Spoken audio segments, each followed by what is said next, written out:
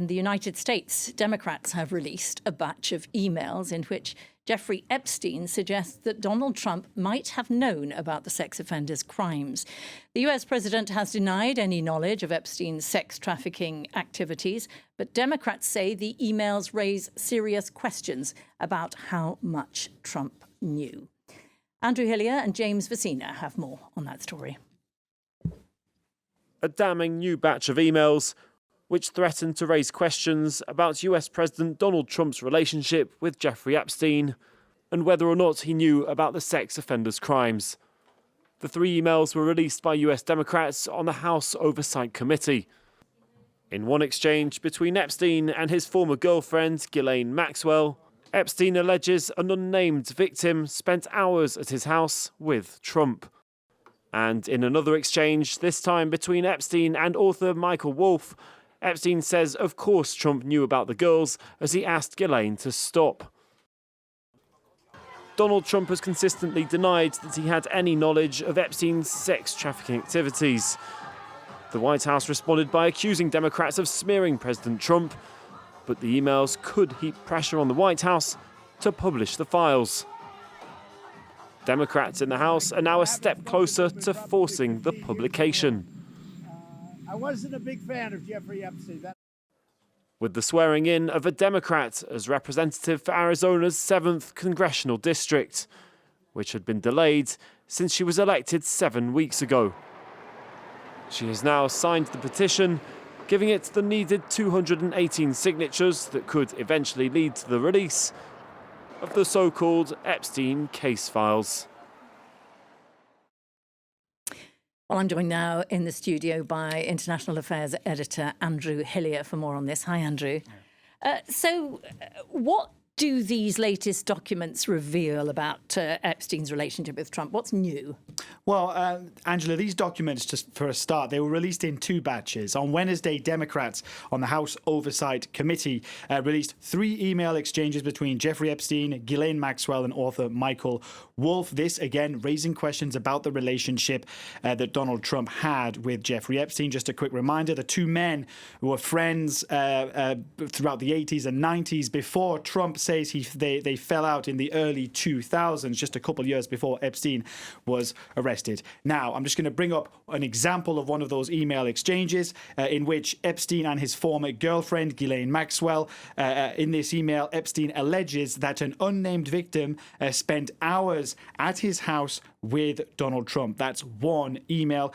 In another email exchange, this time between Epstein and author Michael Wolff, Epstein alleges that, quote, of course, Donald Trump knew about the girls as he asked Ghislaine to stop. Now, Republicans later on Wednesday countered this with the release of some 20,000 documents. These all date from 2011, when Epstein was actually trying to rehabilitate his image, all the way up to 2019, when Trump was serving as president during his first term. Now, many are banal. Some just show Epstein's staff questioning, for example, whether the arrival of Trump's private jet would impede Epstein's own travel. But what they do show is that Epstein appeared to keep a close eye on his former friends' whereabouts and movements for years. There's a gossipy tone, there are insults, and he kind of appears to cast himself as this Trump insider who can potentially leverage damaging information about the president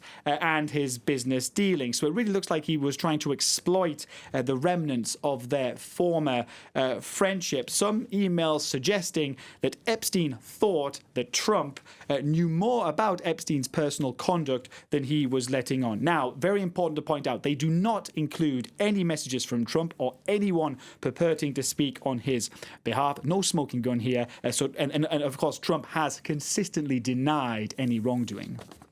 Now, we were listening in that report, and it was mentioned this new Democrat representative in the House who was sworn in yesterday.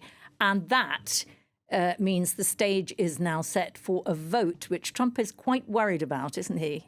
He is indeed. That's because, Angela, after a 50-day wait, on Wednesday, Democrat Adelita Grijalva was finally sworn in as the representative of an Arizona congressional district. Now, why is that important? Well, because she after her swearing in, added her signature, the key decisive 218th signature, to the discharge position. Here she is, to the discharge position, which should force a vote on releasing those Epstein files. Now, just to go over what is a discharge position, this is a rarely used mechanism to sidestep majority party leadership in the US House. And what it will do is it will now trigger a countdown for the bill on a vote to hit the House floor. And that could happen as early as the first week of December. Now, that would still require Senate approval if it passes the House, and then it would need to be signed by Donald Trump himself. Those two things are very unlikely. But the key point here, Angela, is the contentious battle that this is setting up in the House. Because even a vote in the House could be a political disaster for Donald Trump. Because there's a huge dilemma here for House Republicans who on the one hand, their base wants these files released. On the other hand, that would defy Trump and the Republican leadership. So you have Republican lawmakers torn between loyalty to their constituents and to Donald Trump. This is a rare example of that. Now, Trump officials had convinced several Republicans to remove their name from that petition over the last few weeks. 4 Republicans, however, have signed it. That's Thomas Massie, one of the leaders of the petition, and 3 Republican women who have bucked the party leadership. Who are those people? That's Lauren Boebert, that's Nancy Mace, and Marjorie Taylor Greene. There are reports the Trump White House has this week ramped up pressure on at least 2 of those women. Lauren Boebert was actually even reportedly convened to the White House Situation Room for a meeting. Trump also reportedly reaching out by phone to Lauren Boebert and to Nancy Mace. Both women, however, leaving their names on the petition, and with that crucial 218th signature, that freezes the petition, meaning that lawmakers can no longer remove their name, and it does also set off that the clock that I told you about, meaning that the bill should come to the floor of the House for a vote.